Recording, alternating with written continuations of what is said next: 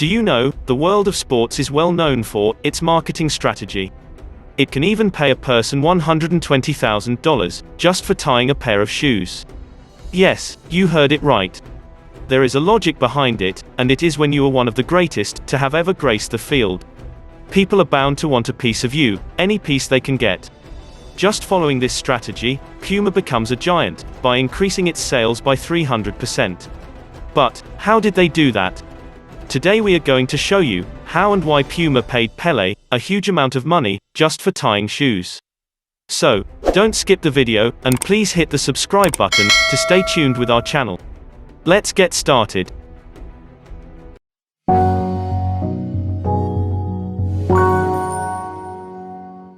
At present, advertising surrounds almost every possible aspect of human life. Wherever we go, wherever we turn, we will run into some advertising that tries to sell us a certain brand or product. The world of sports is one of those that have most exploited its marketing. It is common to see the big sports luminaries doing great publicity and receiving large sums of money for it. But previously the world was not always like that. There was a time when marketing within football was an unexplored arena, where Adidas and Puma encompassed the global sports market. They were two sister companies who started their journey together.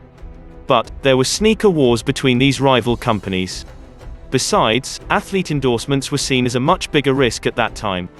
As sneakers became a bigger part of the world of athletics, in the years following World War II, which athletes wore Adidas and which wore Puma, became a major part of the advertising arm of each of the two companies. As time went by, athletes were beginning to play the two companies against each other, and the results were financially damaging. In addition, the companies began to spend too much time trying to one-up each other. Finally, the two companies actually decided to come to a sort of peace treaty, which was known as the Pele Pact, where both companies agreed not to sign a deal with Pele. Their feeling was that they would both end up spending so much money on a bidding war that it would not be worth it in the end. Pele is widely considered to be the greatest soccer player of all time. He's nearly worshipped in his native Brazil, and Time magazine even included him in their list of the 100 most influential people of the 20th century. In 1970, when the Brazilian team was on the road to winning the World Cup, his fame and influence were at a fever pitch. This is the reason behind shoe companies were almost afraid to endorse him, because his influence was undeniable. But Puma broke the pact in what was arguably one of the shrewdest marketing plays of all time. For Rudolf, who is the founder of the Puma, the temptation to acquire Pele's advertising services was irresistible. He secretly sent his son Armin and his wife, along with Puma representative Hans Henningsen, to negotiate with Pele. They offered the Brazilian crack $25,000 for the remainder of the World Cup, and $100,000 for the next 4 years. Moreover, they offered an important commission on the sales of new shoes that would carry the Pele brand. Henningsen knew that the figure of Pele was going to continue to grow during the development of the World Cup.